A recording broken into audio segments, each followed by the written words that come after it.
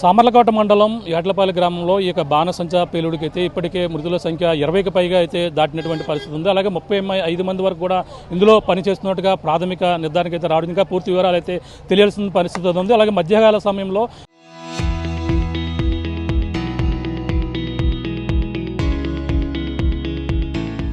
అందరూ కూడా భోజనాలకి వెళ్ళిన సమయంలోని ప్రమాదం చోటు చేసుకుంటే ఇంకా పూర్తిగా ప్రాణ నష్టం అయితే ఎక్కువగానే తప్పిందని చెప్పాలి. ఎందుకంటే 35 మంది ఇప్పుడు పనిచేస్తున్న నేపథ్యంలోనే 20 మందిగా పైగా తమ భౌతిక గాయాలన్నీ కూడా తీసుకుని వచ్చారు.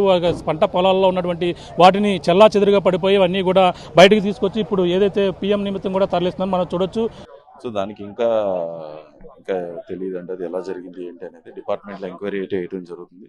సో ఎంక్వైరీలో ఎవరు ఏంటి అన్నదానికి ఎవరైనా సరే అది ఎవరైనా కానివ్వండి, దీన్ని బైపాస్ చేసే విధంగా కానీ లేకపోతే రూల్స్కి విరుద్ధంగా కానీ ఈ పర్మిషన్స్ ఇవ్వడంలో కానీ ఏ అధికారులు ఇన్వాల్వ్ అయినా సరే వాళ్ళని తక్షణం కూటమి ప్రభుత్వం వాళ్ళ మీద చర్యలు తీసుకుంటుంది. 45 మంది వరకు అన్నారు, కొంతమంది లంచ్కి వెళ్ళారన్నారు. ఇప్పటివరకు అయితే 21 బాడీస్ని అయితే ఐడెంటిఫై చేయడం జరిగింది. 15 మందిని హాస్పిటల్కి తరలించడం జరిగింది. సో ఎస్డిఆర్ఎఫ్ మొత్తం అందరూ అది ఉన్నా సరే తీయలేని పరిస్థితిలో ఉంది బాడీ కండిషన్. సో దాన్ని అన్నిటిని కూడా అప్పుడు ఒక దగ్గరికి చేర్చడం జరుగుతుంది. So let us complete this task.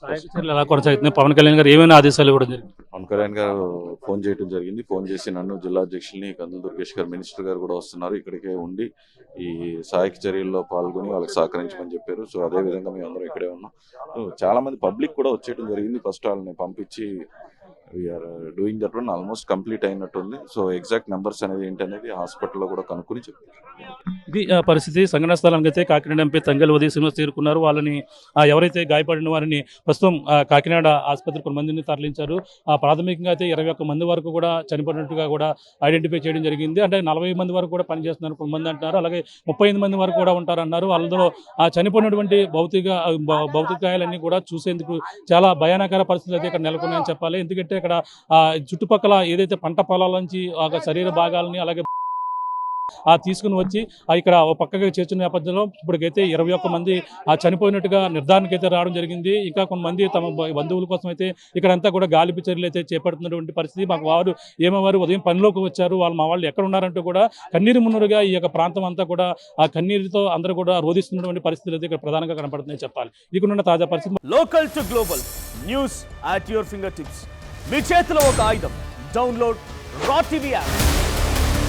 Media legend Ravi Prakash is back.